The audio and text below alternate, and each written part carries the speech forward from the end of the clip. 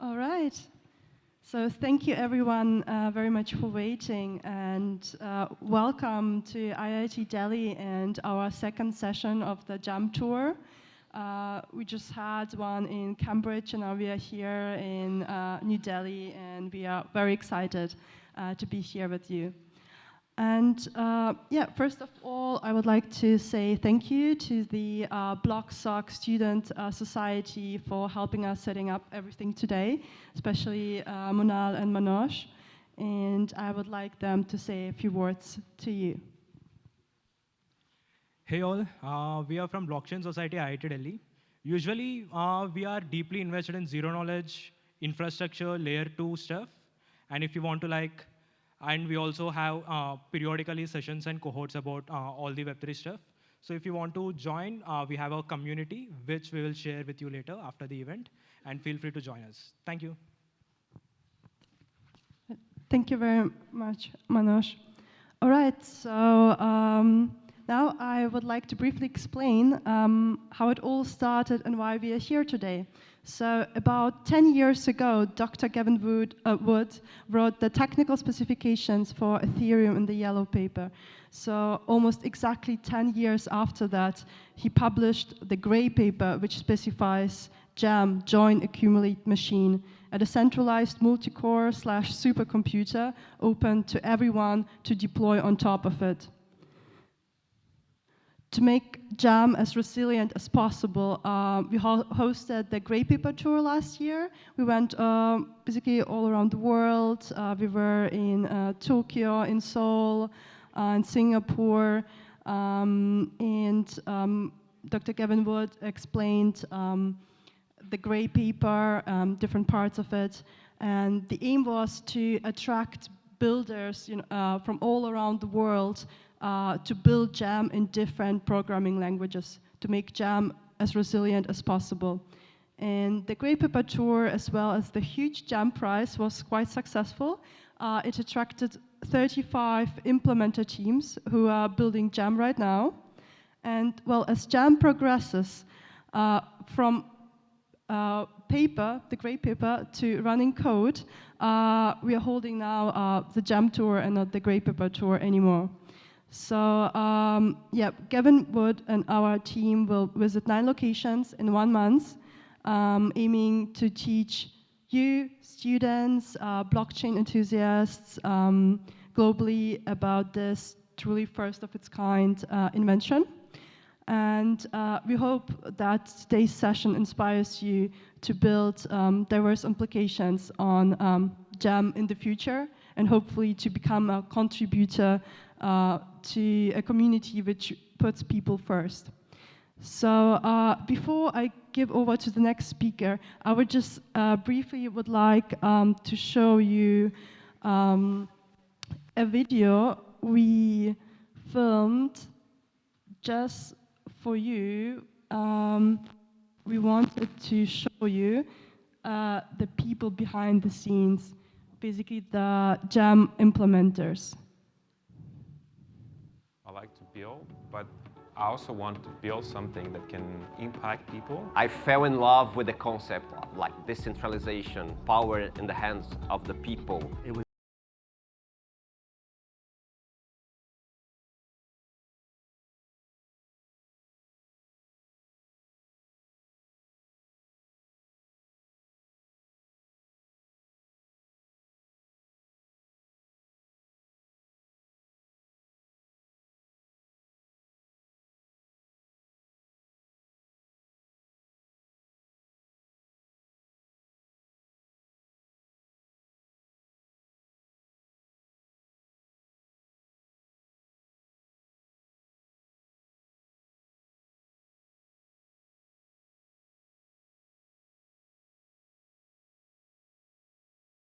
Self.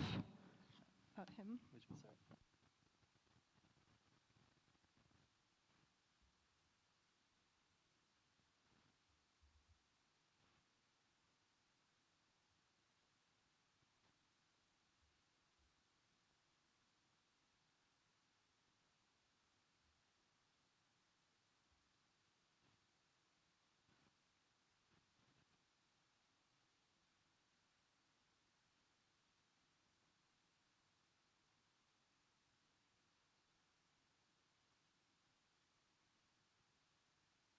Hi everyone. My name is Obi, and I am part of this Jam Tour organizing team. And I just wanted to give you a quick 3-4 minutes intro to give you a bit of social context behind this whole Jam thing or Web3 thing. And then Gavin is just already right there. So just to show introduction. And so I met Gavin like 7 years ago when I started Ethereum Japan, and then he was still coding to launch Polkadot back then. And then there's a reason why I'm still sticking around this space and I still care a lot about Jam or Polkadot. Is that Web3 is not just about technology. It's not just about business. It's not just about the revolution of the web. So it is a part of the big movement to build a tool to enable individual freedom for the people. And then many people think it started from Web 1 time, or many people think that this started from Bitcoin time. But there's actually a long history than that. So on the big horizon, it goes back to to the 50s or 60s. I'm not going to everything in here, but I will just give you like a little bit of a rundown of that kind of history behind. So in the 60s, this is a magazine that was popular among like young people, mostly in the US, hippies or original computer hackers, including Steve Jobs.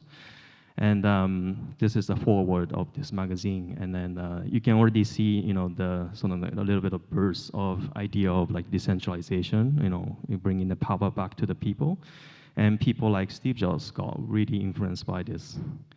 And then in the 70s, you can already see, discussion that technology or computers are used against people instead of for people. So the organization like People's Computer Company promoted the idea of technology to really sort of give more freedom for the people. And then, as you see, Steve Jobs, Wozniak was part of this whole sort of movement. And in 80s, there's a big growth of open source technology movement, and this Richard Stallman conceptualized the idea of free software. And basically, he categorized the technology into two. One is a free software that's actually providing more freedom and liberty for the users. Another one is more like kind of the software that traps the restrict the users to in kind of like a little silo.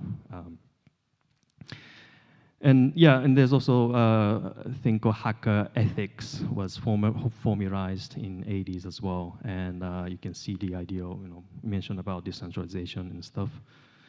And in 1984, Steve Jobs launched Macintosh as a tool for individual freedom.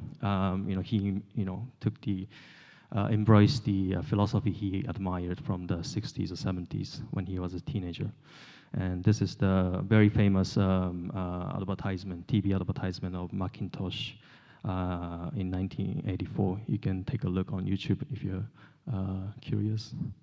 And fast forward in 90s, there's Cypherpunk Manifest, and this sets the stage for Bitcoin white paper, as you know. And then, there's like one of the writers for Bitcoin magazine called Vitalik Buterin. He came up the idea of Ethereum, and then he published the white paper in 2014. And he met a very talented technologist called Gavin, and then Gavin basically created the formal specification of Ethereum, and then he shipped the Ethereum to the world. And Web3 was also coined around this time, and you can see that he mentioned that Web3 is not just about web, it's more like a big social operating system. And then you might know the rest of the history, but this history is not it's not ended yet; it's still ongoing, and then we are still part of this whole big movement. And from now, you'll be hearing from someone who dedicated pretty much entire his adult life to this technology, to this movement. So, yeah, that's all, and I hope you enjoy the event. And let me join to welcome Dr. Gavin Wood.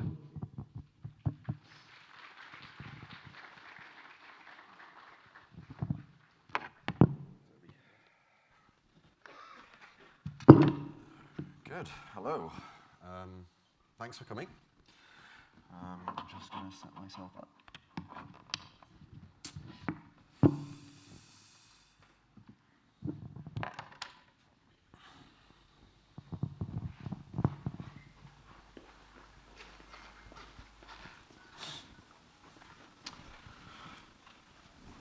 Okay. Welcome to lecture number 2 of the Jam Tour 2025. I'm gonna, it's sort of 2 talks amalgamated into one. The first talk is really giving some context. I think it's sort of, thanks to Obi for really setting up the historical context. And this is going to give a little bit more recent context on the reasons for actually bothering to do something like Jam.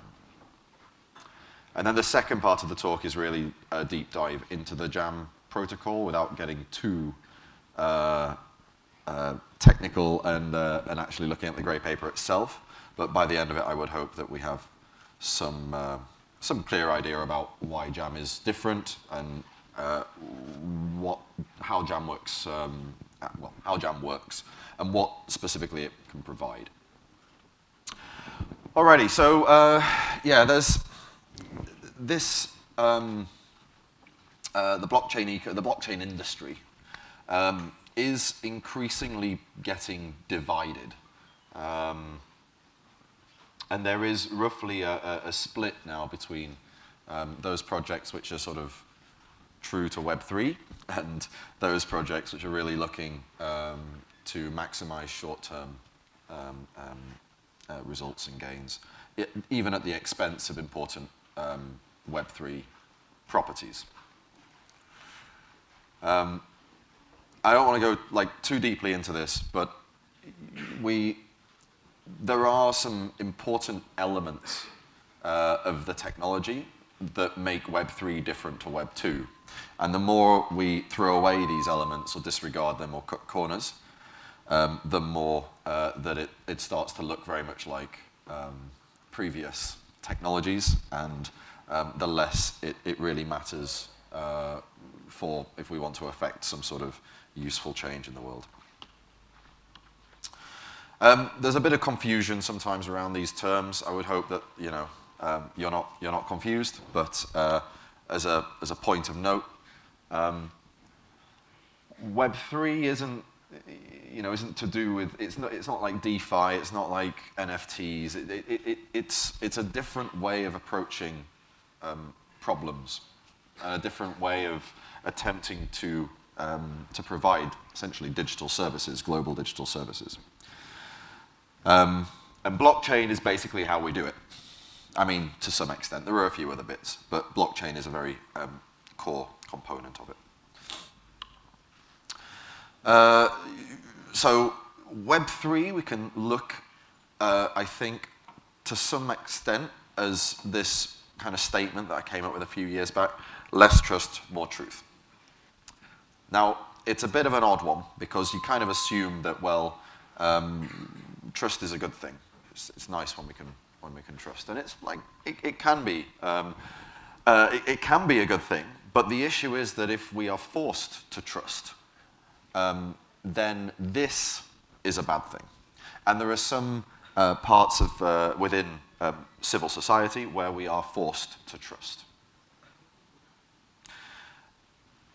This can come as a result of the social systems in which we live, but it can also come as a result of the fact that there is digital services with certain network effects that coalesce individuals towards a single service, and that service is run essentially in an authoritarian manner. This requirement of placing trust in entities and individuals and organizations that we don't necessarily actually trust is the problem. It's the necessity to trust, not sort of trust itself. Why? Well, because, as we should already know, power tends to corrupt, and absolute power tends to corrupt absolutely. The problem of essentially having this position of trust, it places one in a position of power. And in a position of power, people are generally not very good. So the purpose of Web3 is to try to counteract this by essentially providing the same sorts of things that you would get by forcing individuals to trust, but without the need for them to actually trust anything. There's a bunch of examples of this happening in recent history. I don't think I need to go too deep into them, but this is not some kooky theory. This is like actual reality. It's the reality that we live in, and if we continue in this on this path, we will only find that technology allows those centers of power to become even more powerful. AI being a particularly poignant example that, of course, didn't really exist to nearly the extent that it does now when I started in this industry 10, 11 years ago. But it gives me an even better example of why it's so important that we counterbalance the tendency of technology to pool power in few individuals and organizations. How does it do it? Essentially by providing greater levels of truth. It tells us more about the world so that we are not blinded and that we have a possibility of interacting without the need to go to centers of power, to go to entities that we are forced to trust. And it does this largely through a mix of cryptography, game theory, economics. Some systems rely more on cryptography, other systems rely more on game theory, and together, because it's generally a mix, we kind of call this cryptoeconomics. These systems tend to have a bunch of properties or like strong associations. Different people, myself one of them, have tried to put together the sorts of important associations that these systems have, the sorts of important properties or maxims or principles. And here are a few of them. I'm going to go into the last set a little more soon. So Web3 changes, it's a change of how we approach, in some sense, the world, but certainly the creation of digital systems for interacting with the world. Now, I don't know what they're teaching at universities these days, but when I went to university, which is quite a while ago now, 20 odd years, 25 years, all of the systems architecture was really based around a sort of assumption of server and client, right? So you put all of your important information on the server, and you have a client that sort of trusts the server implicitly, and if it wants to do some sort of action, it will ask the server to do the action. If it wants to know some information, it will ask the server to tell it the information. This is not Web3. This is a very traditional way of approaching systems architecture. And Web3 assumes that no particular node or system or portion of the system is more trustworthy than any other portion, except perhaps oneself. If the information is coming from oneself, from some externality that one places either trust in or absolute knowledge about, then we can maybe trust ourselves. But everything else, we don't trust.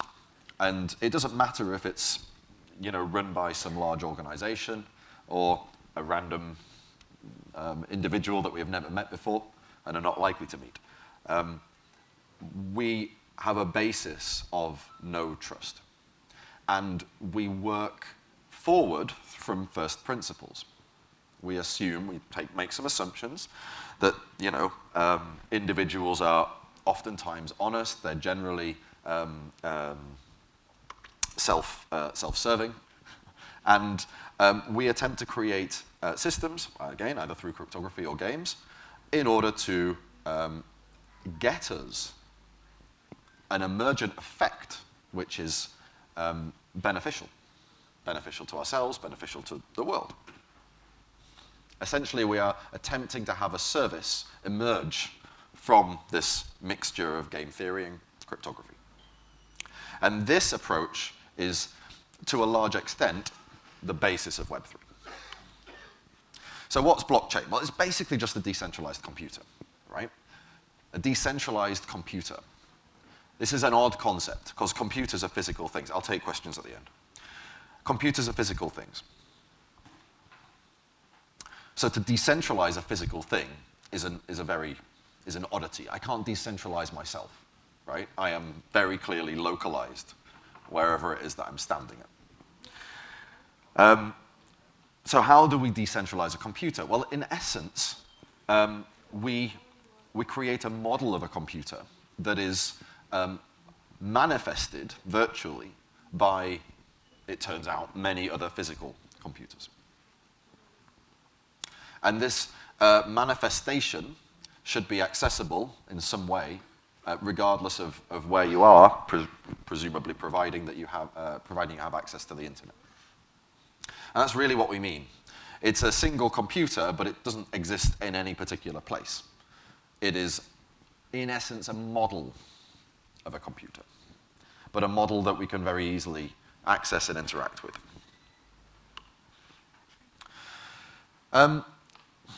History has a habit of, in some sense, decentralizing technologies. When they start, they tend to be quite centralized because there's generally a particular inventor or a particular pioneering company that began the technology and that nurtured it.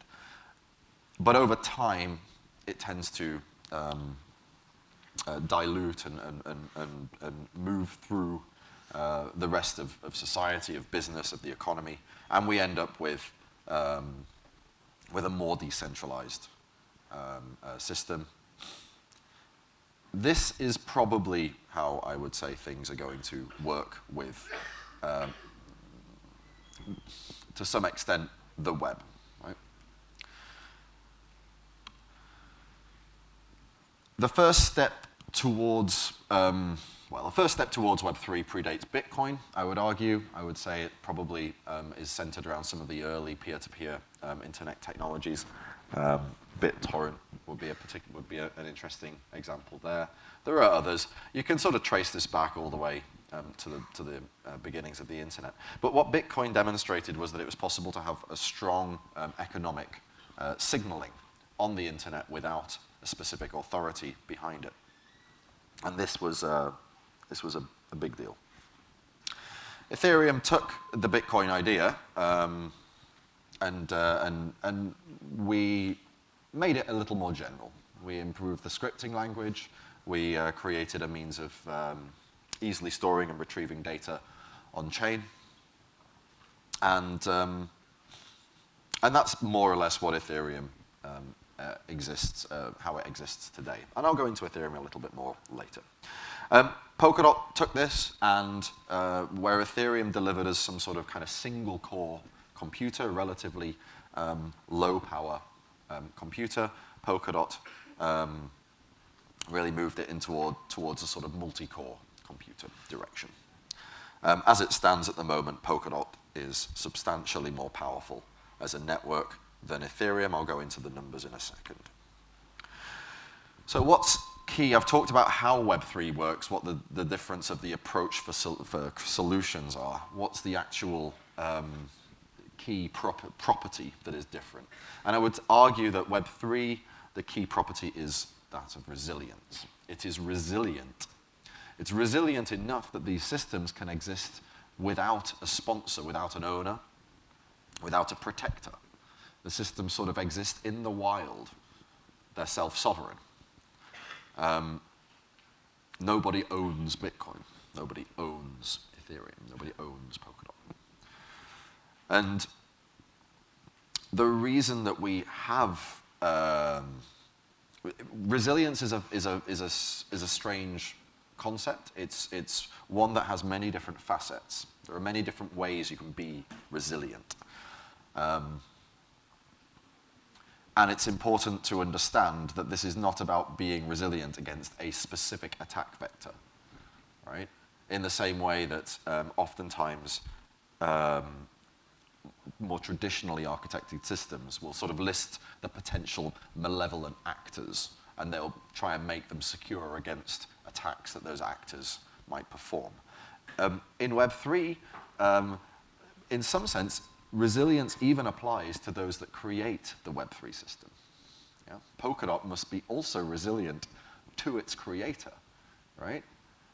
And this is an odd thing. We wouldn't normally expect a system to have to be engineered to be resilient to its creator. But this is the case in Web3 because we treat the system as self-sovereign. We treat it as its own entity.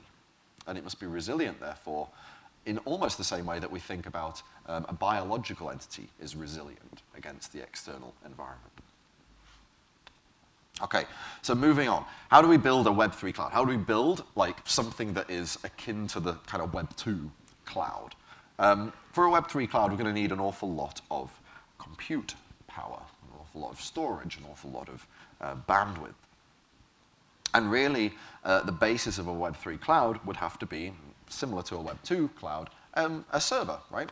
A sort of supercomputer server, multi-core computer. And we would presumably create many of these multi-core computers and wire them all together. But because we're talking about a decentralized computer, we have to create models of supercomputers, right? And models of kind of networking equipment to network these models of supercomputers together. Yeah? And this is an oddity. So what is a model of a supercomputer? What is a decentralized supercomputer? Well, it turns out that Jam is a decentralized supercomputer. So hurrah, we are on our first step to creating a Web3 cloud. What is the main resource of a Web3 cloud? Well, it's block space, basically. There are probably other resources that we could argue, depending on exactly how broad we define block space. If we define block space as essentially decentralized computation, right, or the capacity for doing decentralized computation, the capacity for doing resilient computation, absolutely secure computation, then we can also talk about, for example, storage, resilient storage, storage that never goes away, or that for a period of time will not go away, will always be available to anyone on the internet. We can talk about the quality of block space. And this is something that we must explore a little, because only by understanding the properties and the qualities of block space can we possibly understand which systems are reasonable Web3 systems and which systems are not so much. Polkadot, for what it's worth, is designed to create the highest quality of block space. And I'll list a few metrics for us to understand what this means. One of the most obvious is transactions per second, which is essentially some sort of proxy for its processing power. It also there is data bandwidth in there as well. You need both to process lots of transactions.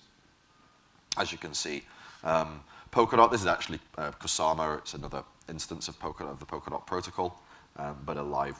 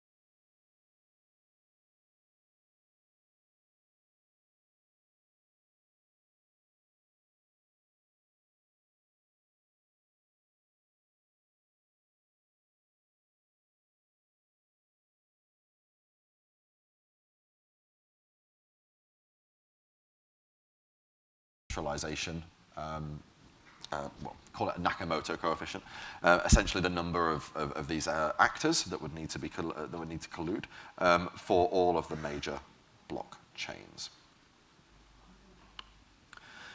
And another interesting measure for this is also energy efficiency. And this is actually also a proxy for the costs of running and maintaining the network. And as you can see, Polkadot is incredibly energy efficient. How does it achieve this? All these amazing properties? Well, through a number of technical advances, all of which are utilized in more so by Jam. And one of them is parallelization, essentially distributing its processing power over its network. It scales out. It doesn't scale up, it scales out.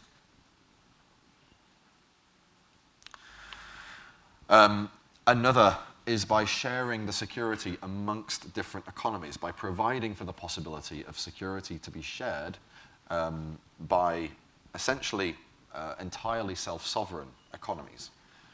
Yeah, this is a key advantage, essentially bringing in economies of scale. By providing interoperability between potentially different corners of the network. Now, this is more important in Polkadot than it is in Jam, which provides a different level of interoperability that's categorically higher, which I'll go into in a second. But nonetheless, by providing interoperability languages like XCM and in bridging systems like XCMP, Polkadot allows for its different constituents to be able to interoperate with each other relatively easily. And of course, it brings in data availability, essentially a decentralized, resilient storage system for each of its constituent applications to be able to utilize. Right, that's introduced Polkadot to you and its context within Web3. So I hope by now you've got a feel for where I'm coming from and the sorts of reasons that I'm putting effort into this, and the sorts of reasons that bothering to develop a protocol as Jam. So Jam is a new blockchain protocol. It's formalized in the grey paper, the Jam formal specification. I think we probably have a few copies of the grey paper to give out at the end if you're interested in getting one.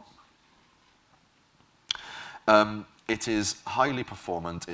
I'm describing it as the first blockchain supercomputer, the first decentralized supercomputer. Why? Well, it's got so much processing power. I'll go into that in a bit, but essentially it improves Polkadot by well over a factor of 10, maybe even closer to 100 in terms of potential processing power.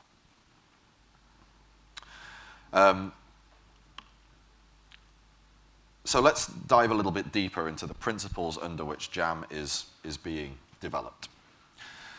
Well, these are what I've called the Web3 maxims. Now, the first three are pretty obvious, and really when we went from Bitcoin to Ethereum to Polkadot, we were knocking one off each time, right? So it's like Bitcoin totally got resilient, and it's clear it's got resilience, it's still here, right? Very resilient. It wasn't very general, and it certainly wasn't very high performance. And then when we developed Ethereum, we were looking to increase the generality. The buzzword at the time was Turing complete. Ethereum is Turing complete. It's not actually Turing complete. I was always a little bit uncomfortable saying it was Turing complete. I mean, we have gas, and the fact that we have gas limits to how much a transaction can do means it's not Turing complete, right? We actually limit the numbers of problems that it can solve. We limit, in essence, the language, any language that it could possibly digest, yeah? Because we limit the number of computational steps it's able to take. So it's categorically not Turing complete. But in principle, if it didn't have the gas limit, it would be. So its scripting language is Turing complete, but its execution environment, its execution model is not. Ethereum isn't a very high performance. We didn't make it to be particularly high performance. It wasn't much of a consideration. We were trying to make it relatively accessible for cryptographers to be able to deploy what we believed were quite common blockchain applications. And they centered around things like name registries, a little bit of DeFi, tokens, and so forth.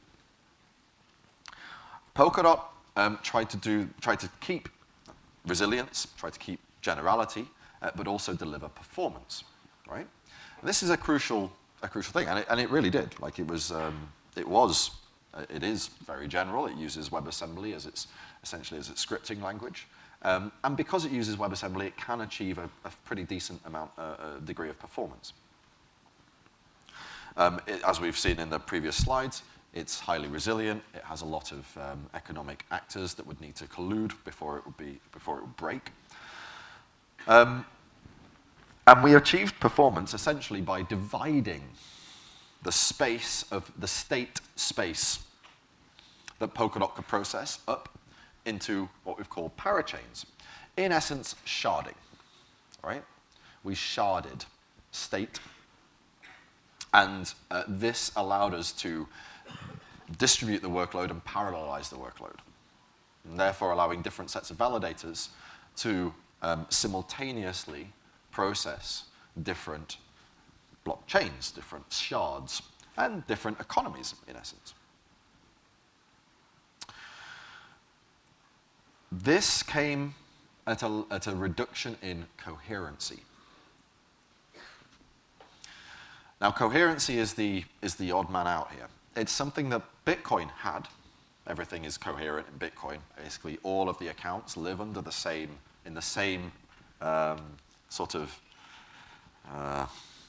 pool, right? They all, if one account wants to send to another account, it will always, there will never be an issue that it's too far away, right? That it's in a different area of Bitcoin. There is only one area of Bitcoin and all accounts live there. This makes it coherent. Same with Ethereum. Ethereum, all of the contracts live like in the Ethereum state. None of the Ethereums, they all live as close to each other as any other contract. This makes it fully coherent. Now, the thing that we reduced with Polkadot was to break up the state, divide it up between parachains in a classic computer science divide and conquer method. But this meant that if you had two, let's say, smart contracts that sat on the same parachain, they could interact more easily and faster and cheaper than if you had two smart contracts sitting on different parachains, different parts of state. Yeah? We broke that guarantee that Bitcoin and Ethereum provided. And it turns out that guarantee, the guarantee of full coherency, is kind of helpful, both for development and network effects, for language support, and so on. It's actually quite a handy thing to have. Jam is an effort to provide all four of these things all at once: resilience, generality, performance, and coherency. So coherence is a funny thing. Now, I sometimes say synchrony, I sometimes say coherence. I'm using them more or less interchangeably. Systems, as they grow, will typically become less coherent. And it kind of makes sense when you think about it, because the different parts of the system, the different elements of the system state, will increase, they will diverge in terms of their distance from each other, right? As it grows, the variance will go up, right? Some things will be closer than other things, and the mean will also go up, right? Most things will be generally farther away from other things. Now, of course, within their local area, the distances can still be short, but within the wider, as a whole, as a distribution over the wider system, both mean and variance will increase. And as they increase, it basically means, because we know that information takes time to travel, it will mean that it will just be slower, right? Interactions, cause and effect, will take longer to work out, right? That follows. Unless we can keep everything in the same space, right? And only say interactions are able to happen in the same space. Okay. Now, the trick is working out how we can maximize the ability for anything to interact with anything else that it might want to, whilst also growing the system and keeping the speed more or less the same. Yeah? And this is the trick to scaling whilst continuing to be more or less, where it matters, coherent. And this is a step that Jam takes further. Now, switching tacks slightly, how are we approaching Jam as the development of a protocol? Well, firstly, this is protocol-oriented, not software-oriented. We are not looking to code software and then have other people, well, potentially have other people copy that software. This is kind of what we did with Polkadot. We first coded up Polkadot, and there was a sort of reference implementation, and then others, a couple of other teams, in fact, came and tried to sort of make alternative implementations. That's not what we're doing with Jam. With Jam, we're starting with a standard, right? With a protocol specification. And then we are asking teams to come along and develop this specification, write the software implementation of it. Why would they do that? Well, there's a few reasons, but I'll go into those in a second. Basically, the Jam prize.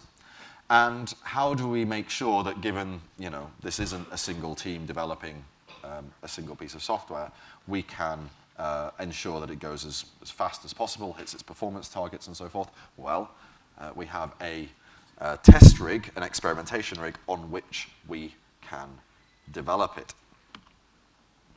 All three of these things are different to the approach that we had with Polkadot, and some of them are still actually different to the approach with Ethereum, the first version of Ethereum. Ethereum had its yellow paper, of course, which is a formal specification, and this basically existed before implementations. It didn't really have a prize. Well, it didn't have a prize, and it didn't have a test rig. It didn't really need one because you could test it on a local laptop. Jam does need one. Jam is a more complex protocol than Ethereum, and relies on the ability for quite deep interactions between its nodes in order to distribute the workload in an effective fashion. So the gray paper follows on from the yellow paper. If you put it next to the yellow paper, you'll kind of see there are some similarities, particularly in terms of like the structure of the formalisms. And it specifies unambiguously, I hope, the Jam protocol. We'll kind of see how unambiguous it is because 35 teams are currently implementing that protocol only by looking at the gray paper. The prize is a fund of tokens. It's, I think, 10 million DOT tokens and a bunch of KSM as well, for incentivizing teams and individuals to implement the gray paper. There are 5 milestones. The prize is equal and split per milestone. So it's 100,000 DOT per milestone, and also 1,000 KSM. The first milestone is essentially the ability to import blocks. The second milestone is an ability to author blocks. The third milestone is a partially optimized implementation. Fourth is a fully optimized implementation. And the fifth is one that's been audited by an external, independent, professional audit team. There's a few reasons why you might want to actually embark on this. Aside from the Jam prize, the Polkadot has what's called a fellowship. And the fellowship, essentially you get membership in the fellowship, which give you some influence over the direction of the protocol. There are also on-chain salaries, essentially payments in stable coins that are monthly, or two weekly maybe. There are audits that you get for free, so when it's time to audit, that's paid for. Seminars that you can join to better collaborate with other teams and then better understand the protocol. Hardware access, and as well, of course, toaster access. In order to prevent everyone from just implementing in the same 2 languages, we've made a few different language groups and split the prize fund between implementations, primarily based in those language groups, right? So if you happen to write an implementation in Go, then it's going to be split between all of the other people writing Go implementations. In principle, the prize fund may get low for your language group if lots of other people are implementing in the same language group. So if you want to be a bit more sure that you'll definitely get all the way up to milestone 5 prize, then probably better choosing a language group that has not too many other people implementing. You can see which teams have publicly declared their implementations on the greypaper.com website. The Jam Toaster is sort of a small supercomputer. It's not really much compared to modern supercomputers, but you know, it's certainly more than your average workstation. It's got 16,500 AMD Threadripper cores, one of the latest models of AMD's Threadripper series, an awful lot of L2 cache, an awful lot of RAM, and very good networking and storage. Now, the purpose of the Jam Toaster is to be able to deploy full-scale Jam networks in a controlled environment, an environment where we have logging, where we can set up particular circumstances that we might want to test, where we can use multiple different implementations and deploy them in particular configurations that can help us understand potential incompatibilities or reductions in performance. This was something that was missing from Polkadot, and it's with this one of the reasons that I believe we can achieve substantially greater performance with Jam. Okay, so let's move on to the protocol itself. What is it? Well, I think it makes sense to compare the protocol to certain other systems, and I've already talked a little bit about this, but I'll just reaffirm. Polkadot's, one of its disadvantages was this what I've called persistent state partitioning, or essentially splitting the state between parachains to allow it to be processed independently, in parallel, distributed around the network. This was the secret to its scaling, but it was the disadvantage of that scaling approach, persistent state partition. Now, Polkadot also had some higher barriers to entry than, for example, smart contract platforms like Ethereum, in that in order to really utilize Polkadot, at least in the presumed way, you kind of had to deploy a blockchain, right? The whole point of Polkadot was that it hosted parachains. And this is a bigger deal than deploying a smart contract, right? You have to run nodes, you have to do development, you have to make benchmarks. There's a few sort of things. Now, of course, you can do a lot more if you develop your own blockchain, an awful lot more than a smart contract, it turns out, but it's still harder. Those barriers are still there. Okay, let's compare it to Ethereum. Well, Ethereum, Ethereum's approach is changing. Can only really talk about, it doesn't really make sense to talk about what Ethereum will be in 2030. But certainly at present, Ethereum is costly and slow. And Ethereum's sort of current scaling mechanism, which is essentially using L2s, various different L2 providers that provide sort of EVM-ish implementations that sit sort of under the Ethereum security umbrella. These are very patchy. Each one does sort of things differently. It might secure itself differently. It might have different centralization biasing. It might have different ways of messaging. There may be no way of messaging to other L2s, or there may be that you have to go through the L1. In the case of zero-knowledge based L2s, these are often extremely centralizing because it's very, very difficult to build zero-knowledge proven blocks. I won't go too deeply into that, but it's in essence we still have this patchiness. This patchiness implies state partitioning, right? And in Ethereum's case, it's partitioned between the L2s. Now, in principle, Ethereum is a smart contract network. It's kind of Turing complete, and therefore it can probably support some of the things that I'm going to be talking about now. But I'm going to sort of assume that Ethereum for now continues in its current state for some time, and it's certainly, if you look at the projections of the core developers, that seems to be what everyone is expecting. Right, another alternative is bridged chains. Bridged chains are essentially where you have independent chains, economically independent, their own validator sets, their own economies, their own security. And then you have bridges that go between them that essentially allow for messages to be sent and potentially cause and effect, causal effects to happen on some destination chain based on what happened on some source chain. Now, bridged chains necessarily still suffer from the same state partitioning. Each of the chains have their different state, right? Interacting within a chain is easier than interacting between chains.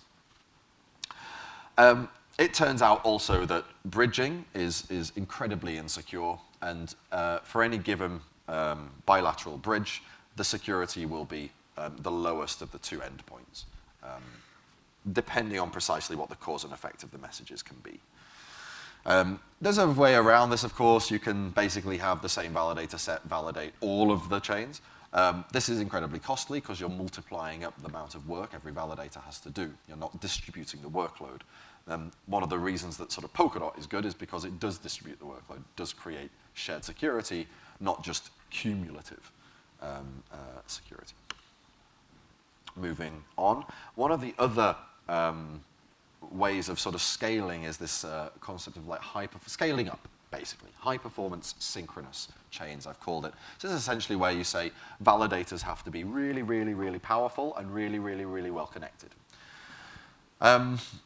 Now, inevitably, it's actually not very scalable because you can only scale it as far as a single validator can be powerful, right? Plus, there's also another limit, which is essentially how fast you can synchronize between the different validators. It's not a divide and conquer approach. It's a just chuck more money at it approach. This also results in it being centralizing because, of course, you can only really get more stuff through it if the whole thing is smaller, if the validators are co-located, right? And it tends to be fragile because it tends to be based on a lot of unsaid assertions, unsaid assumptions. And it also tends to involve a lot of optimizations that are very specific to performance on a single node. And as we've seen, the best example of this is, of course, Solana. And as we've seen, fragility is pretty clear with this approach. All right, so how does Jam do it? Well, Jam introduces, it kind of takes Polkadot's model, but it introduces a concept that is of general coherence and only transient decoherence. What does transient decoherence mean? Essentially, we say all of the state can interact with all of the other state without bias at every 6-second interval. But between those intervals, we have to make our minds up about which bits of state are closer to other bits of state. So it's like a constantly reconfiguring partitioning of state. This allows us to get the scale, the speed, the performance that we get with Polkadot by basically divide and conquer, distributing out the work that we need to do across a network of nodes, but without losing the coherence that we get from this persistent state partitioning, right? Always having these bits of state near each other, those bits of state near each other. Now, how do we achieve this? What's the model? Well, the model is sort of to split the computation in two, right? So we still have basically smart contracts. We call them services because there's a couple of differences, but they are still computer programs, right? They still have code. They have data status storage associated with them, state. And when we interact with these smart contracts, these computer programs, objects, if you want to call them objects as well, a kind of objects in a sort of object-oriented fashion. Actors, you might also call them. They've got similarities to actors too. When we interact with them, the interaction first takes place in a sort of phase one, what we called in-core. In-core is a stateless computation environment with one slight, two relaxations of the statelessness. One of them is that we can access a giant data lake, a 1.6 petabyte data lake, right? A 1.6 petabyte hard disk, if you like. Yeah? And we get full access to this when we are in this first stage of computation. We also get access to any of the data that has been placed on chain recently in a particular part of the chain state, what we call the lookup database. So we get access to both of these things. And the access is high bandwidth. After we've done that bit of processing, that can make some output, some distilled sort of data that then gets fed into the synchronous and stateful part of the processing pipeline. This is the on-chain bit, right? This is the bit that has access to the synchronous database, the storage of the smart contract or the software. And by splitting things into these two bits, we are able to provide this model of transient decoherence. We call the first bit refine and the second bit accumulate. These are the sort of the function names, if you like. And I'm going to give you some examples when I'm through with this. This massive data lake isn't specific to any particular core or chain or smart contract or service, right? It's just a huge storage facility accessible to everything, to all of the services on all of the cores, right? Now it does have some latency, so when you write to it, you're not necessarily able to read from it straight away, unless you happen to be on the same core. So there's a little bit of affinity there. But basically, when you write to it, shortly into the future, anything else, anyone else, any other service, any other core can read from it. Now, I can restate this in Ethereum terms for any of you that are more familiar with this terminology. We can consider Jam as a sort of smart contract L1 chain that hosts 341 secure Turing-complete L2 rollups. The rollups have this common access to this huge decentralized availability storage, with a synchronization latency of about 6 seconds, unless you happen to be on the same core that wrote it. And we have a few protocols that we use, underlying technologies, to provide this system. Another way of looking at Jam is to think of it in terms of sort of an outer layer and an inner part. And the inner part is like fully coherent, right? The inner part is where all of the synchronous database access happens. The outer part is kind of like a preprocessor, a really largely stateless, but very high bandwidth and processing power. This outer part has bandwidth of 682 megabytes per second, which for blockchain is huge. From a storage of 1.6 petabytes, which for blockchain is huge, and a very, very powerful 341 core CPU, which for blockchain is huge. When we get into full coherence, in the middle, these numbers drop. Now they drop to things that are still very respectable in blockchain, but they drop because, of course, everything now has to be synchronous. We have to do one thing after the other to prevent different services stepping on each other's feet, and so on. I'm not going to go too deep into this, but we can think of the different cores as sort of different petals, right? And there's a sort of central bit of the flower that basically brings, is the sort of reacting pot, right?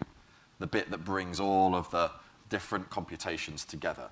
But while we're in the petals, they operate at every 6-second time slice independently. But they can, but data can flow between them freely between the slices. Yeah, they are in some sense fungible. Now they're not perfectly. They're not fungible in terms of performance fungible necessarily, because there is some, as I mentioned, affinity for data that was written to be read fast on the same core. But they are fungible in terms of correctness. So regardless of which core you happen to be doing your work on, you'll get the same result. So I've mentioned this before, but yeah, shared state is arranged into services, different smart contracts. services actually have 3 entry points. We're already familiar with the first two, refine and accumulate. Refine is basically the roll-up, right? The stateless bit. The preprocessor, the high performance, high bandwidth part. And then accumulate is the ability to integrate this into a coherent central state. We also have a third thing, which is on transfer, that processes messages that are coming from other services accumulate code, right? So services can interact with each other asynchronously through this message passing mechanism that sits inside of the accumulate part, the middle bit, the synchronous, fully coherent part. Can actually also send tokens as well. So Jam is permissionless. Anyone can add services, right? It just you pay some tokens and the services sort of go there. In fact, it's not Jam the basic Jam network doesn't allow anyone or anything to add services, other than an existing service with the other than an existing service. So you kind of have to start a Jam chain with a service that has at least the ability to add other services. Otherwise, you're kind of screwed, and your Jam chain will just be kind of stuck. It's a little bit like having a computer. You have to kind of have a BIOS or something on the computer or a basic operating system or whatever. Otherwise, you've got no way of running the software or any other operating systems or anything else, right? You kind of need this base level of software. Jam is kind of like a machine in that regard. It doesn't come with a BIOS.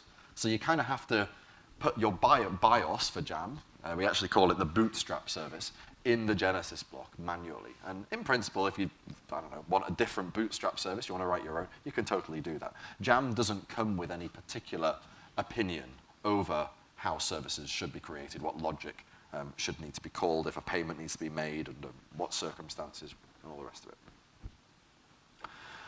it. Services there are economic limits on what the code, what the data and state of a service, how big they can get. But they're only economic limits, right? They're not artificial limits. We don't have like arbitrary magic numbers that say, you know, the code may not grow greater than 15 kilobytes or something. Ethereum, for what it's worth, does. An example of a service would be the Polkadot 1 service that just implements Polkadot 1, right? So the whole of Polkadot 1, this entire everything that Polkadot 1 does, which is to say host secure parachains and provide message passing between them, that will be done in a single service. And we can imagine other services that can do all sorts of interesting things. And I'm going to talk about one of them with you in a little bit. So I want to underline, Jam doesn't bother with all of the traditional things that you might associate with blockchain, like, you know, staking. Is it proof of stake or proof of work? Well, it's not really either of them. It has a consensus protocol that revolves around having a set of validators. So we have to have a means of selecting these validators. And what does it mean to be a validator? Basically, Jam recognizes a validator by cryptographic keys. So actually, we're not talking about literally people that are validators. We're talking about you have to give Jam a set of cryptographic keys. Yeah? But how those cryptographic keys are chosen, that Jam doesn't care. All Jam cares about is that there is a way of working out what these keys are. Yeah? Similarly, economics. Like it doesn't care about its economics. That's up to the Genesis block or whoever, or what group of people like launched the Genesis block. It doesn't care about governance. So Jam services are a bit like smart contracts, right? They are a combination of state and code, and they exist on a permissionless, decentralized, resilient Web3 network. So in that sense, they are smart contracts. But there's a few key differences that make, at least to the Ethereum model of smart contracts. One of them I've already talked about is this pipelined, this multi-stage, multi-phase computation. Refine gets called, then accumulate. And they have different execution environments. Gas isn't purchased per interaction, right? There is no concept of purchasing gas in Jam. Instead, cores, these computational elements, these virtual CPU cores, basically, are, in some sense, leased or rented, right? You actually buy time on the core. Time on a core is Jam's version of block space, right? Well, in Jam, we call it core time, but it's the same thing. It's just time on a core, the ability to do computation on this decentralized computational device. Now, this can be purchased, or this is expected to be able to be purchased from a service that would sit on Jam, right? But Jam itself doesn't sell it. Finally, Jam smart contracts are generally asynchronous, right? This means that when they send a message to each other through accumulate, within accumulate, when they transfer a message, the message doesn't get instantly executed. There is no immediate effect of the message. We cannot get a return value for the message and expect it just to sort of come back like we would a synchronous function call. Instead, the message is sort of deposited later. It's posted, right? It's sort of deposited for delivery later. And in a separate, at a later time in the block, the message would be delivered back into into the destination service, right? And then that destination service's on-transfer entry point would get called. Now, this doesn't stop two services from talking to each other, of course. The on-transfer entry point might send another message back to the source, but it would all happen asynchronously. And there's a few reasons for doing this. The main one is it allows the Jam accumulate execution to be done in parallel over different services, right? Because two different services will be totally independent of each other while they execute in accumulate. It's only once they're done that we can unambiguously combine their changes back into the main state. So the Jam service pipeline, we now know, refine, accumulate, the transfers. There is also a stage before, which is the authorization stage. This makes sure that this work is allowed to be done, right? Now, Jam is ambivalent. It's agnostic about how we decide whether some work should be done or not. But what it says is that we can write code, Turing-complete code, similar to the code that executes in Refine, in fact, in the same execution environment, that will execute and tell Jam whether this work is allowed to be done. And we recognize that code by its code hash, and we can parameterize that code, and we can pass inputs into that code, so we can kind of give it like an authentication token, for example, a signature or something. And the code can also have an output which gets passed into Refine, and then later into Accumulate as well. So let's look at some of the numbers that Jam provides. So Refine, this first stage in the pipeline, accepts up to 12 megabytes of data over every 6 seconds. So in terms of megabytes per second, it has a bandwidth of 2 megabytes per second. This data can be comprised of data that is totally extrinsic to the system, right? Data that just comes from the external environment, or, and additionally, data that comes from the decentralized data lake. So it's a lot of data that we're passing in. And we'll find, even with this very large amount of data, it's still not trivial to write very, very high performance, ultra high performance things. It sounds a lot, and it is a lot compared to existing chains, but if we want to really go into millions of transactions per second, then we have to combine this with usage of some other more exotic cryptography. I might go into that later. Anyway, Refine yields up to 48 kilobytes of data every 6 seconds, right? So that's 8 kilobytes per second. That's a lot less than the 12 megabytes going into it, so it has to kind of do quite a lot of processing. Why is it so small? Well, basically because 341 different refines are going on, right? So we need 48 kilobytes from all 341 to get into this synchronous accumulate, this on-chain portion of the pipeline. And it turns out that 341 times 48 kilobytes is a fairly large amount of information that we were expecting our validator network, all of whom must make this synchronous accumulate computation. It's quite a lot to get to the validator, around the validator network in a relatively short period of time. For what it's worth, it's fine, but it forces a certain patterns upon us in terms of our programming. Refine executes for about 5 seconds of PVM gas. What's PVM gas? PVM is a new virtual machine implemented in large part, designed in large part for Jam. It replaces Polkadot's WebAssembly integration.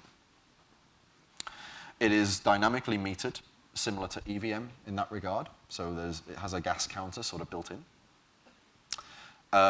Unlike EVM, PVM is extremely high performance. It's built around the ability to recompile it in linear time onto x64 and RISC architectures, ARM RISC architectures. And even including the recompilation time of a PVM program into x64, it can get around 50% of natively compiled speed. So your software is only going to be about half as fast when it's running inside of Jam. Yeah?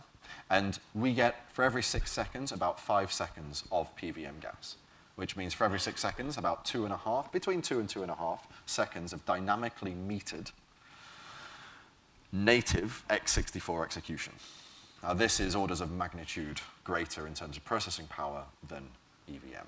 EVM is very much based around a scripting language to make certain cryptographic combinations quite easy to do. It has a stack-based architecture, 256-bit values everywhere, and a pretty difficult storage system to use that's just a 32-byte to 32-byte map.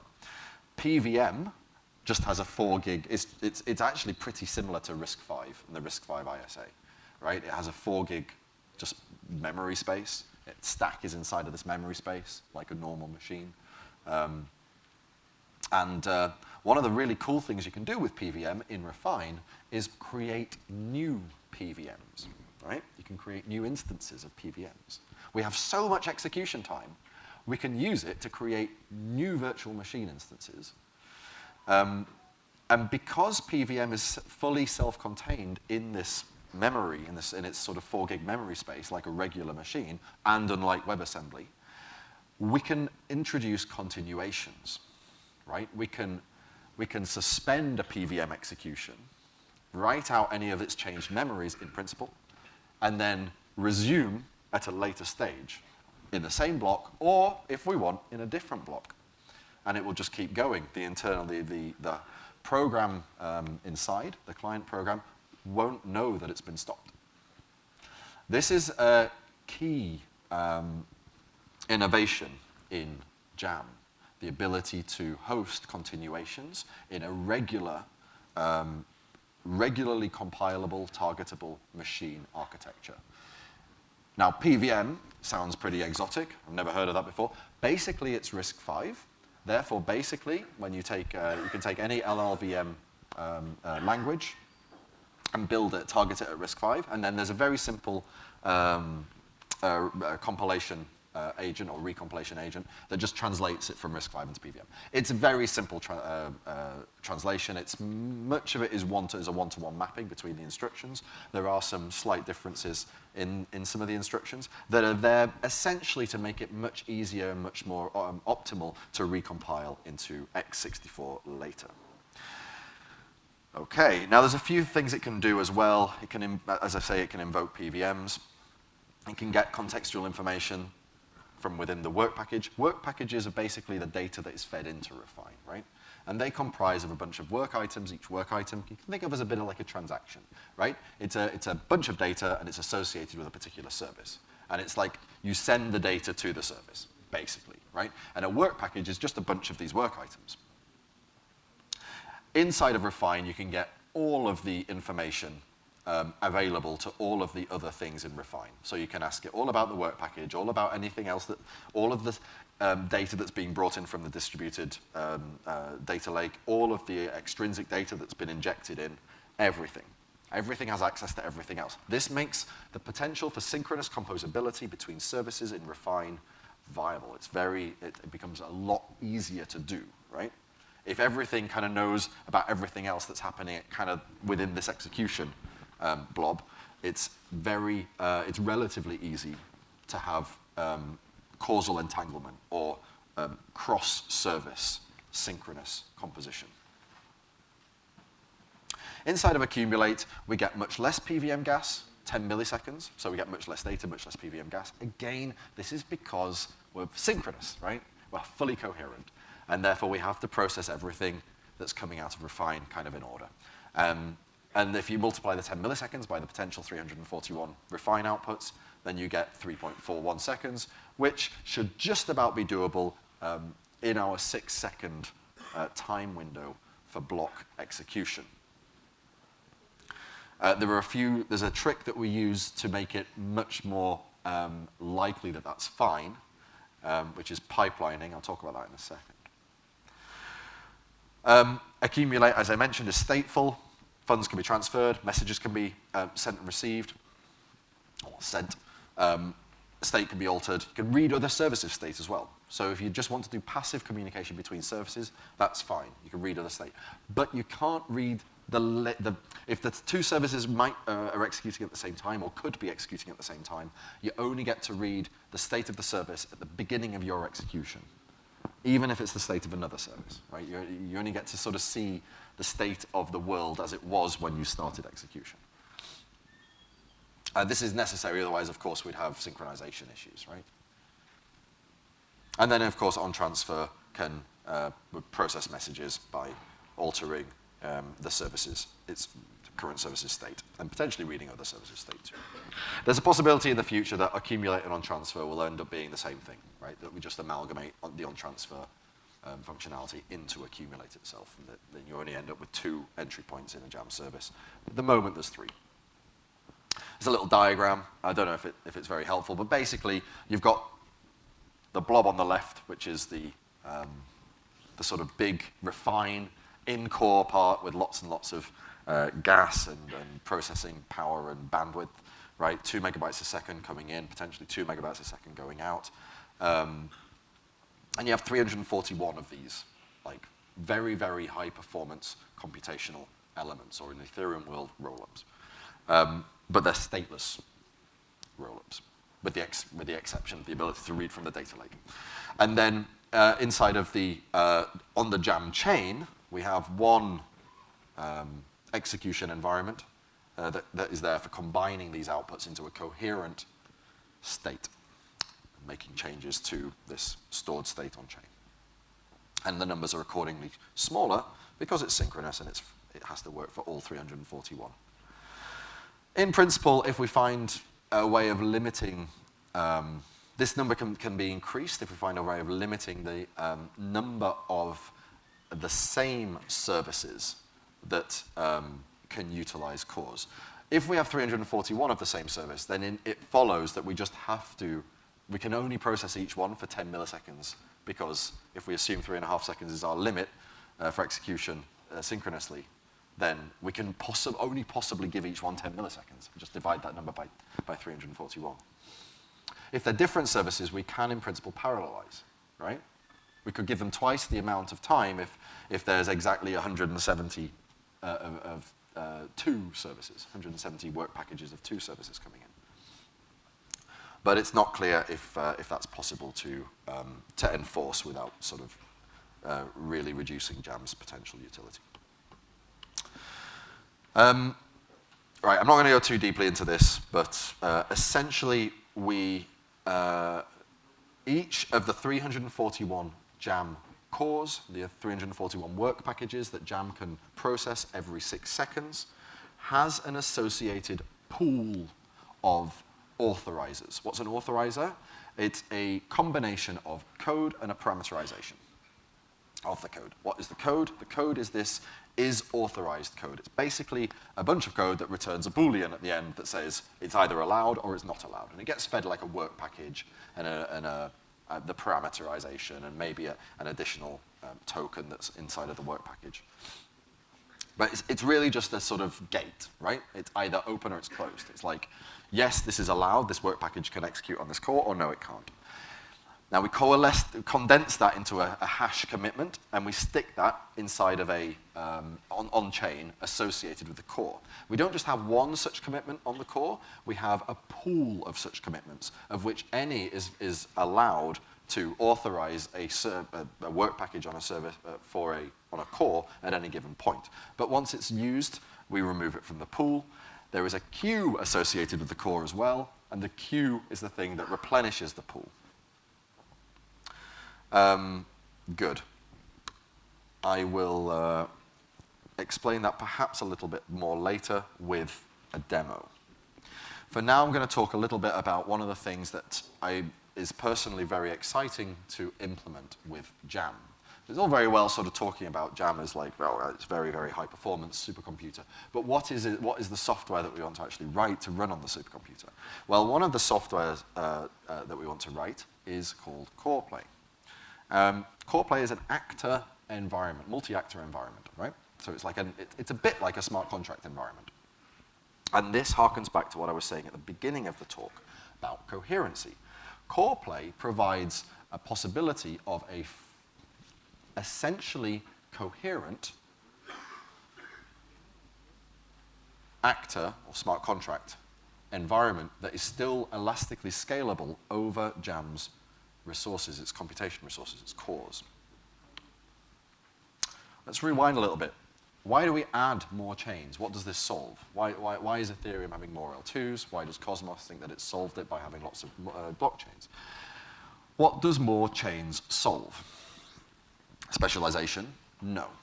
You can do specialization just as well in a smart contract system if your smart contract system is performant enough, if its execution environment is good enough. JAM, as it turns out, is. It doesn't solve for specialization necessarily. Does it solve for sovereignty? No, again. A smart contract environment, in principle, can deliver just as much sovereignty as a blockchain. Again, it depends on the architecture of the smart contract environment. Some are limited in functionality and may be less sovereign. Maybe they have governance that can arbitrarily alter any smart contract as it chooses or whatever. But JAM doesn't. JAM is an example of a smart contract environment in principle that provides sovereignty. So what is it that we do with more? Why do we do more chains? Well, we scale out rather than scaling up. This is what more chains solves for, the ability to do more computation by distributing the workload.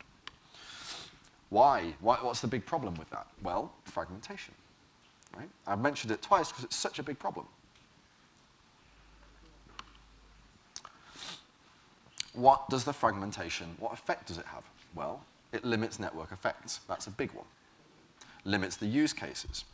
It limits the possibility of atomicity, atomic interactions. It limits the ability to develop software on the system.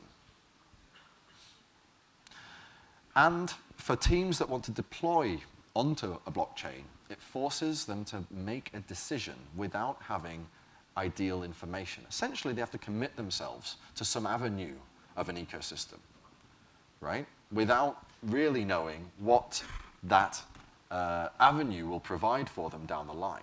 They're kind of forced into blindly selecting where it is that they commit themselves. It's so much nicer if you don't have to select a particular L2, a particular parachain, or a particular blockchain.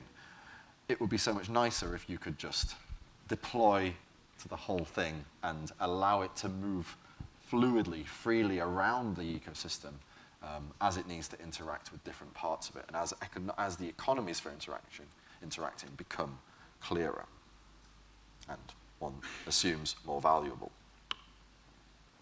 So what is core play? How does it work? Well, basically, core play, what does it solve? Smart contract scaling without fragmentation. Right? That's the mission that core play is here to solve. We want to make a general, resilient, performant execution environment that is also, where it matters, coherent, fully coherent, globally coherent, to get global atomicity. So any two things can atomically interact. To get it still to be elastically scalable across Jam's 341 cores. To provide smart contracts, but actually better than smart contracts. Actor-based smart contracts that they don't have a block gas limit or a transaction gas limit that can just execute, that can write themselves infinite loops if they really want to, right? And all of this without having, with zero persistent fragmentation of the ecosystem. Yeah? This is the goal for the service to write on Jam. Now, Jam facilitates this because it's only transiently decoherent, because it has this giant data lake that everything has access to, more or less equally. How do we do it? Well, as I mentioned, Jam, it's got the data lake, it has pipelining, this is the refine, accumulate pipelining, and it has the PVM. Very importantly, PVM providing the possibility for continuations. Yeah? Continuing. Unlike with traditional L2 roll-up scaling, where we essentially have multiple blockchains, similar to Polkadot's approach, similar to Ethereum's present approach, we split our state up not into blockchains, but into smaller units, actors. Right? We then repartition these actors in different ways regularly, every 6 seconds. Potentially even more frequently than every 6 seconds, but we start with every 6 seconds. And this repartitioning, or essentially the selection for co-scheduling, is done in an economically efficient way. Essentially, we select which actors to bunch together on a core, and therefore enable atomicity for, based on how much they're willing to pay for it. Yeah? If there are valuable transactions that can be done by co-scheduling 2 actors, and it's more valuable than co-scheduling 2 other actors, well, we make sure that that economic signaling, that economic strength, makes its way all the way to whoever is selecting the co-scheduling, whoever is doing the partitioning. We expose them to that economic upside. And what this results in is a means of allowing atomicity where it pays, without limits to partitions of state that may be accidental or may even be in part intended. But we don't want to limit the ability for any given actor in the whole of Jam, in the whole of core play, to be able to synchronously compose with any other given actor. We don't want to force them into discrete corners where atomicity is impossible or expensive or slow if you want to interact with an actor in not your corner. There's a few, I'm going to play devil's advocate, talk about some theoretical, not theoretical, some proposals that others may make as an alternative to this. One of them is just having multiple instances in each parachain or each L2, right? Each partition of state. But multiple instances of the same thing. So like the same decentralized exchange or the same token. The problem, of course, is that this divides resources. If a capital is a resource, it will divide the capital between the different instances. And even if you're clever about rebalancing, it's still not going to result at any given time in the same level of service. Your capital will inevitably have to be divided. And it's divided simply because they exist in different states. They have to move forward in a independent fashion. Furthermore, rebalancing is not generally applicable. It's applicable in one or two sort of DeFi cases, but not generally. Okay, so like co-sequencing. Now, co-sequencing is, to some extent, precisely the strategy of Coreplay. We co-sequence actors. But the reason that it works in Coreplay, but it doesn't work so well in blockchain, is that actors are small. They're intentionally small. They're smaller parts of state. Blockchains are huge, potentially, gigabytes big.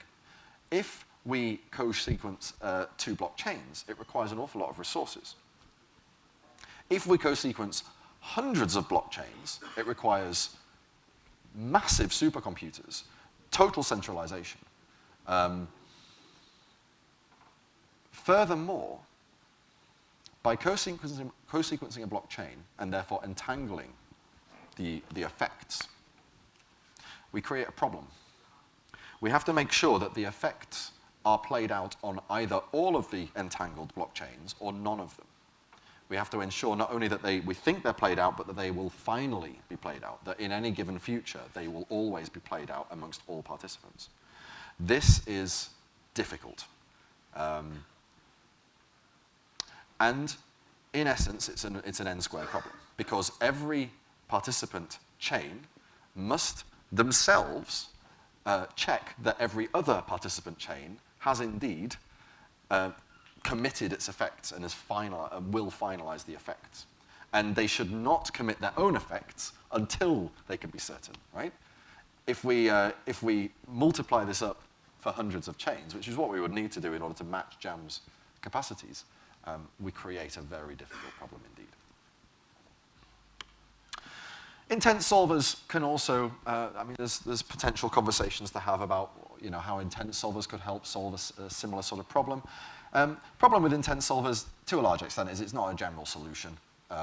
Intent solvers, if you're not aware, are basically where users can, without specifying specific chain interactions or even specific chains, can simply specify what it is that they want to achieve, and agents come along and achieve it for them, selecting various different service providers, blockchains, and so forth as needed.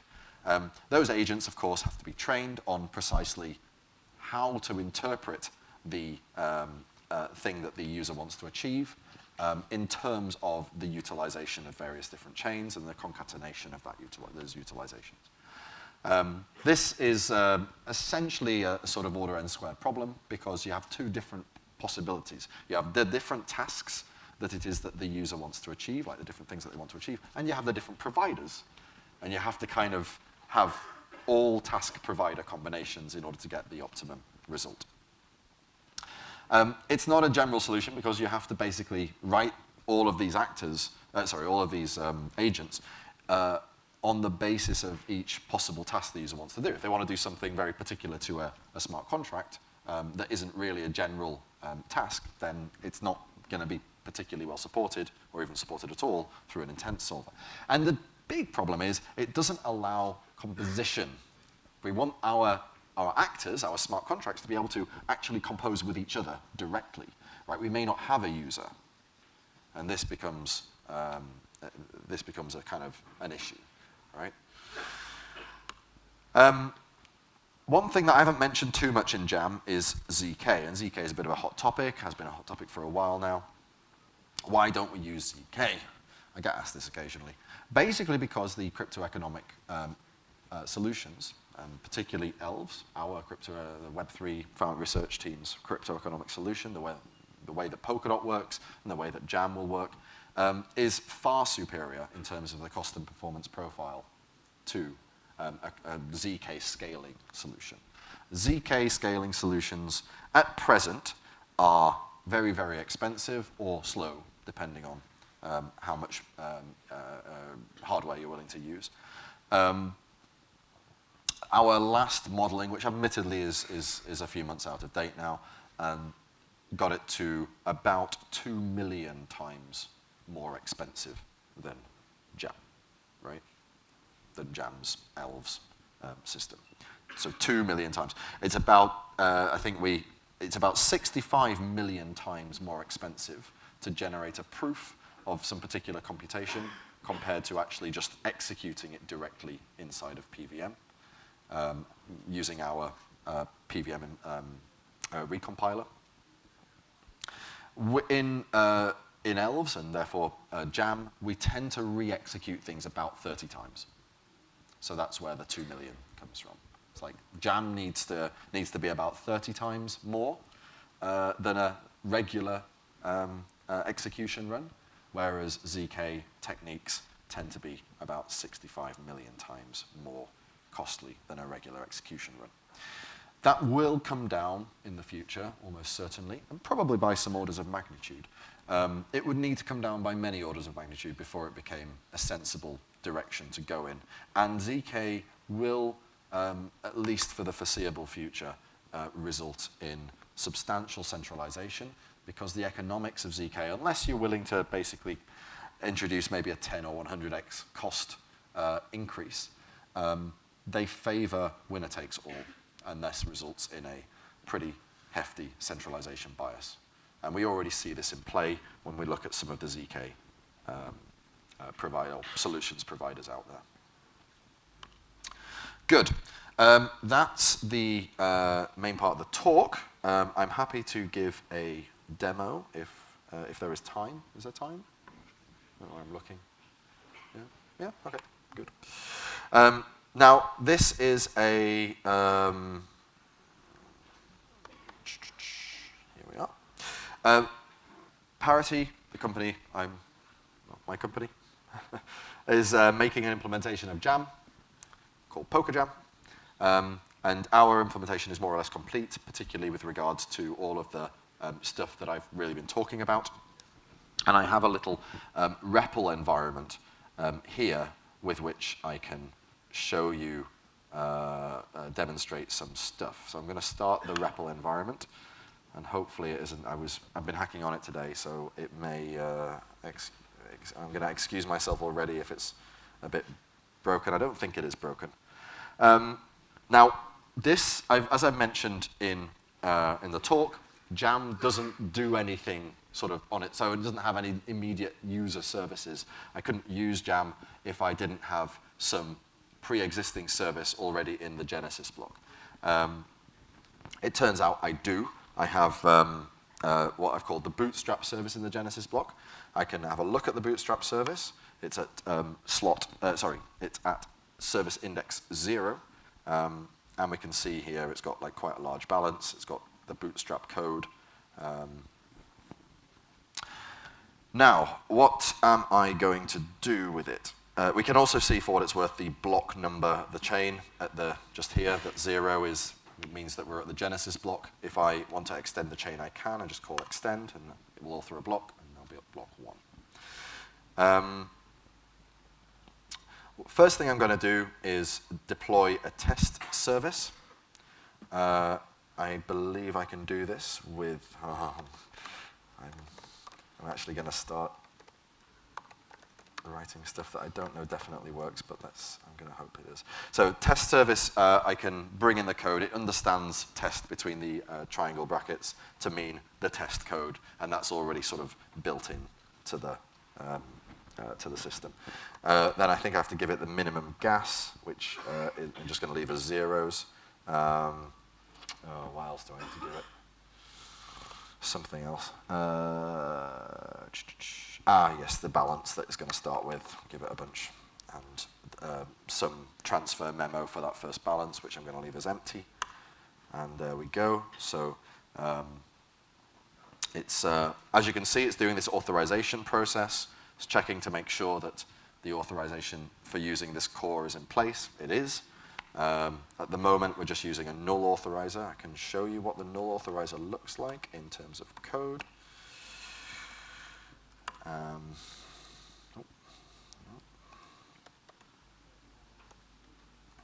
There we are. You probably can't see that, can you? Let me crank up the size. Is that okay? Yeah. Right. So as you can see, here is the function. The rest is pretty trivial stuff. Here's the function. is authorized. So it's this function that Jam is going to check to make sure that this work package that I'm putting on the core is allowed to execute. We don't want we don't want randomers work packages executing on cores that we have assigned the usage for. This allows us to write the code that lets it check that it's doing the work that we want it to do, not that someone else wants it to do. In this case, we're going to check that we're not checking anything, it's null. There was actually a check here that was just checking if the authorization was equal to the parameter, but I'm not even doing that now. And it's outputting the parameter, whatever the parameterization is, which in this case is nothing. It's null. So anyway, authorizer is running. You've seen the code. Enters the Bootstrap service, and the Bootstrap service pushes it into Accumulate, and Accumulate creates the service. The service ID, the index of the newly created service is this, and the code I'm going to show you is main test service, is this code. We have you can see there's 3 entry points: refine, accumulate, and on transfer, just as I explained. It's going to print a little information message just saying that it's refine, it's the test service, and so is what the payload is. It's going to prepend hello to the payload, and then it's going to send it into accumulate, and then accumulate is going to put this, whatever it gets, which is hello with the payload, into storage at with the key last. Okay? Yep. Nodding of heads, good.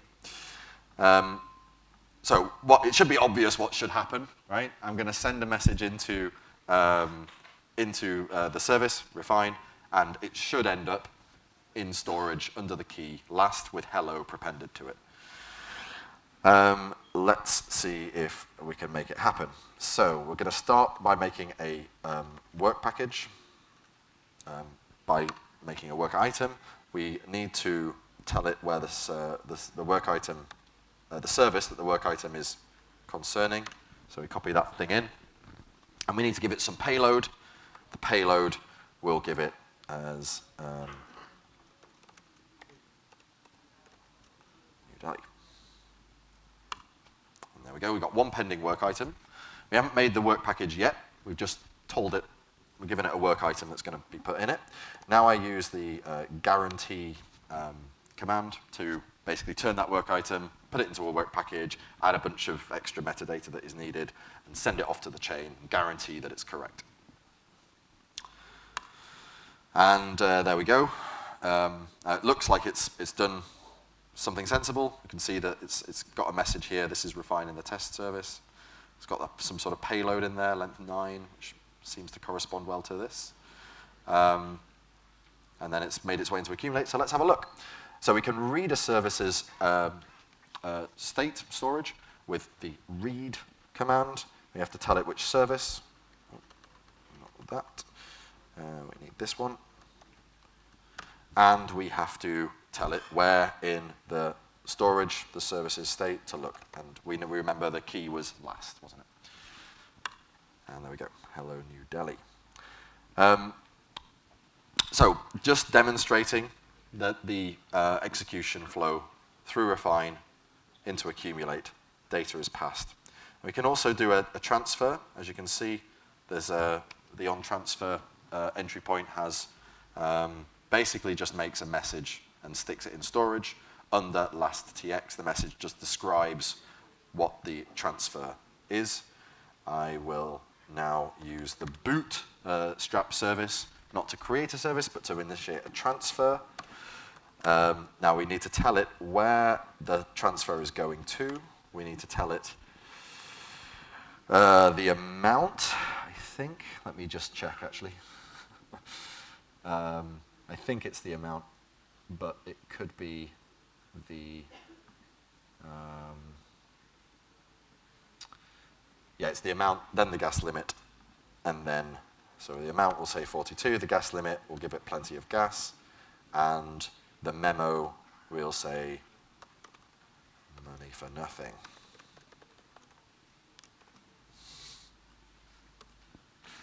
And there we go. So it looks like it's gone through okay. We've got a result okay. This is all, the gray messages are coming from sort of inside, they're debug messages coming from inside of the service. In this case, the Bootstrap service. Let's have a look at the state so we can read our server state. But instead of last, we're going to read last tx. And there it is. It's told us all about the transfer that it has got. Good. I think, yeah, it's 8 o'clock, so I will call it a day. I will take a few questions if. Yep. Thank you very much, Gavin, for this very insightful presentation and telling us about this truly first of its kind universal machine. So now we will take questions, 1 question per person. Okay, 1 second.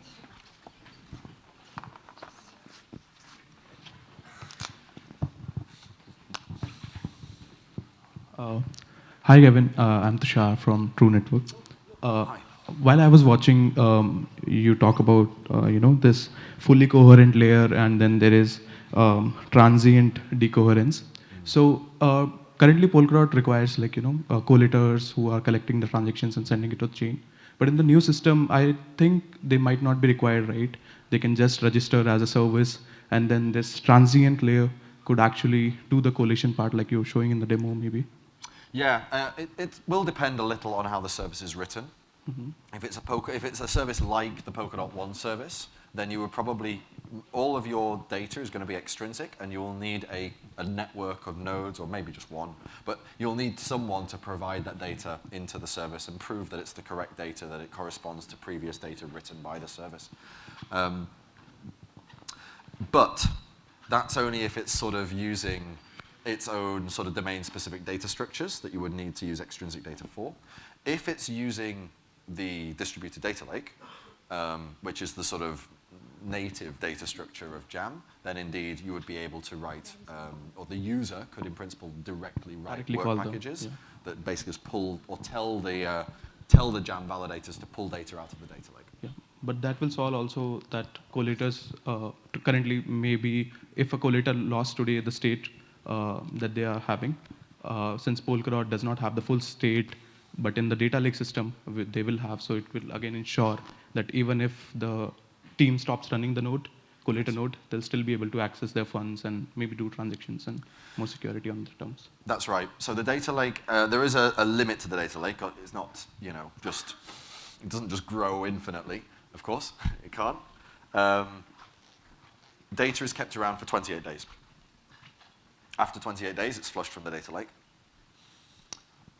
So either you have to have some sort of automated mechanism for re-entering it after 27 days or whatever, or and probably more likely is that there will be a service, or maybe multiple services on Jam that do long-term data storage by taking it out of the data lake themselves and only putting it back in the data lake when they're actually requested and paid to. Makes sense. Yeah. Thank you. Thank you very much, Tushar. Next question, please. Maybe someone in the back, possible? Be over there.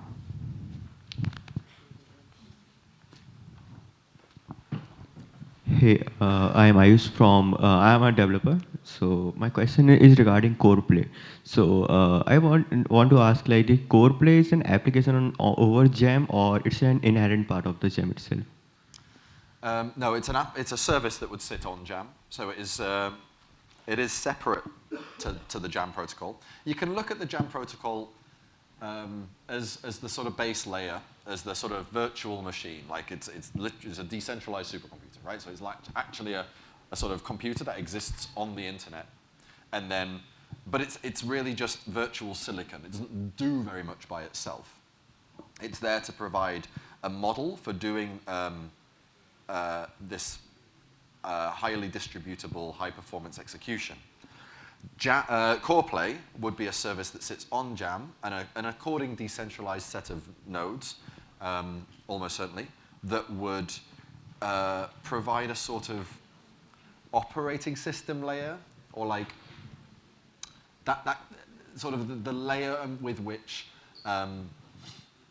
software could be deployed and run and synchronously compose, right? So it's sort of like, it is a layer above Jam. And then the smart contracts themselves and the actors would sit on top of CorePlay. So CorePlay is an additional platform. Thanks. Thank you very much. Right. I think there is one question in the back. Hi, Gavin. I'm Yogesh from the Awesome Dot team. I've learned a lot about the Polkadot 1.0, so I have a few sort of questions around how they've changed in Jam. First of all, XCM and the XCRP, the entire protocol itself used XCM to move data and do the bridging thing. Is that what Accumulate is trying to do here? And yeah, that's the first one. So Accumulate would potentially help with shunting or managing the message queues between parachains in the Jam parachains sort of Polkadot 1 compatibility service. It would also validate the transitions of each parachain, right? So this is arguably, well, no, not arguably, is certainly more important than shunting the messages. Message shunting can also be done by something like Hyperbridge, right? But validating the state transitions is crucial. We need to make sure that the parachains are not doing anything wrong, right? That collators are not misrepresenting the effects of transactions. So both of these things would likely happen. But yes, the Refine would be used for the validation of the state transition, and Accumulate primarily, I mean, partly for integrating the results of the validation. So basically tracking the head of the parachain, but also potentially managing the message queues, yes. Got it. Okay. Thank you. I think we have time for actually 2 more questions. Yeah, okay, over there.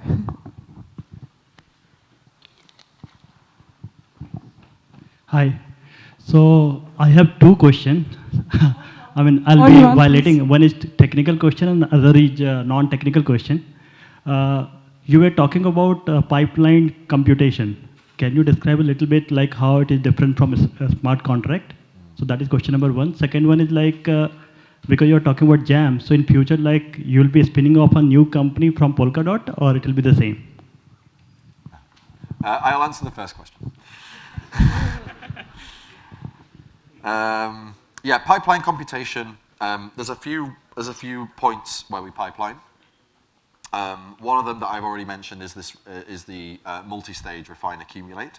So this is execution pipelining, where essentially accumulate will be happening at the next with the next refine operation, potentially many of the next refine operations. That will be contemporaneous. But one of the most important parts of pipelining is a key difference from Ethereum and Polkadot. So we have a commitment to the whole state, right? And this commitment is placed in the block header. In Ethereum and Polkadot, this commitment to the whole state, and any substrate chain as well, any commitment, basically any blockchain, the commitment refers to the state of the world after all of the transactions have been executed. We call it the post state, right? The posterior state. And it commits to that posterior state. What this means is that a block header and a block cannot be transmitted before that posterior state is calculated, because we have to put the commitment in there. So we in essence, we can't tell the other validators what they should be doing until we ourselves have calculated the effects, as we, the author, have calculated the effects. This essentially cuts in half the amount of time that we have to do execution. Because first we have to execute the transactions and work out what the final state is and make sure that nothing bad is happening, right? And then we have to send it to the other validators, and then they have to do exactly the same thing as us and check our state root is correct. And only after these 2 things have happened can we then move on to the next block, and the next author is able to actually author the next block.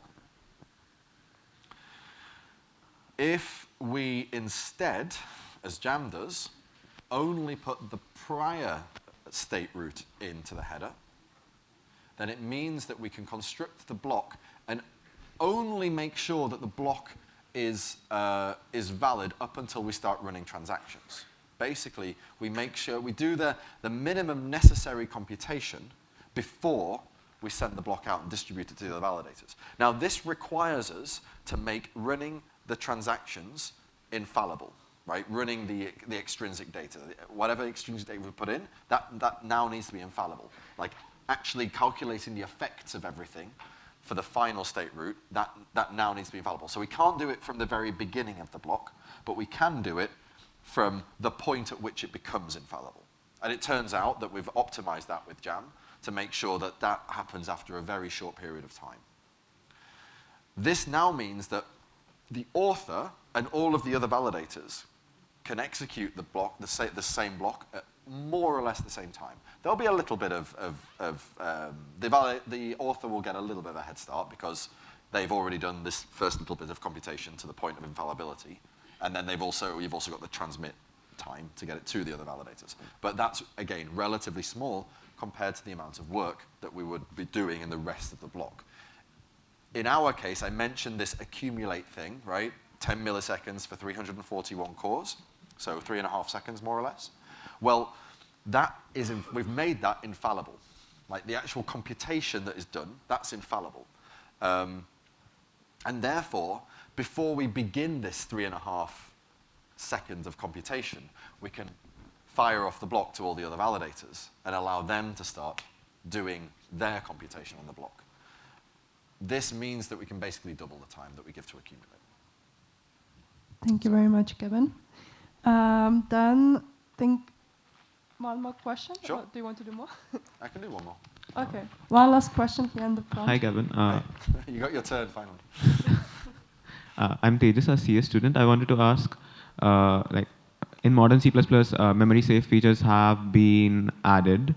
So what made you decide using Rust for all of your projects? I mean, I like C++ as well, right? I was a C++ coder before I started in Rust. And I don't have any particular bias against C++. But, you know, it's just, I'm very familiar now with the Rust tooling and the Rust sort of trait system and the Rust way of doing things.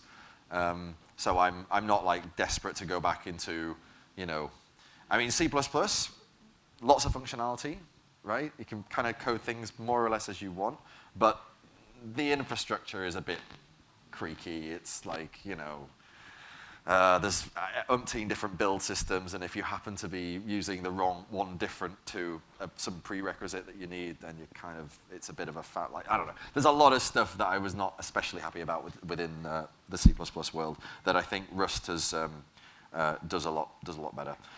But I would emphasize that none of Jam is Rust specific. Although I used Rust to just write Jam services there, PVM can be targeted by LLVM. And therefore, I mean, RISC-V can be targeted by LLVM, and we have a recompiler to PVM.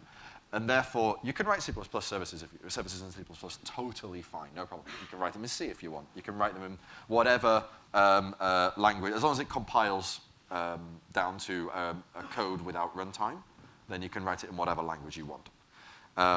And Jam itself, there are multiple C++ implementations already happening of Jam. So if you just really care about like actually going into the Jam code and like hacking on it, then there are implementations that would allow you to do that. Rust isn't considered by any stretch married to Jam. Thanks a lot. All right. You're welcome. I think, unfortunately, now we need to wrap up. But yeah, let's give Gavin a round of applause for all the insights he just shared with us. Thank you so much, Gavin. Thank you. All right. Okay. And thank you all for the really good technical questions. So, all right, now that you heard what Web3 at the core is about and what makes Polkadot, but also especially Jam, special. You might wonder, what's next? You know, how can you do your own jam? How can you be part of the community if you want to? So we created this overview just for the attendees to kind of help you navigate this journey post lecture. So you can either join the very technical jam chat on Element. You can read or you can visit the Grey Paper website. We also created a Notion document just for you, which is basically an overview of all kind of resources you have within the Polkadot ecosystem to get started. So, you know, what kind of grants are there and so on. So this is all in the portal, we call it for now. And yeah, and one more thing is the PBA, you might have heard about them, Polkadot Blockchain Academy. I think there are quite few PBA alumni here actually. And they will be, or they are creating right now a jam course, which will be at the end of the year. And all of you are welcome to apply to it. And a little hint, it might be in Bali. So if you think, you know, jam could be interesting for you to learn more about it and potentially be one of the first builders to build on top of this very unique universal machine, you should definitely check those out. And we will also include the overview in the post-event email. So yeah, before I completely wrap up the session, I would like to invite Monal, she's here, from Blocksuck Society to say a few words. So as we wrap up, a huge thanks to Pala Labs and their team, especially Mila, Siddesh, Obi, and everybody for being present here. We appreciate your time and efforts. A big thanks to the audience as well for keeping this event interactive and adding meaning to it. And the networking session is now open. We also have a few refreshments for you outside. So feel free to stay, connect, and keep the conversations going. Once again, thank you so much. Thank you so much, Monal, and just yeah, a few more sentences. So yeah, with this we wrap up today's lecture, and we hope that now you understand what Web3 truly is about and why Jam is kind of the ultimate tool to make, you know, Web3 an everyday reality. So we also hope to see you at more events in the future, and hopefully, you know, you are interested in being part of the community. And yes, so let's meet outside for networking. We ordered some pizza, some drinks. Unfortunately, we couldn't bring beer, but we have some Coca-Cola. So, all right, thank you all very much for coming today and for your questions. Bye-bye.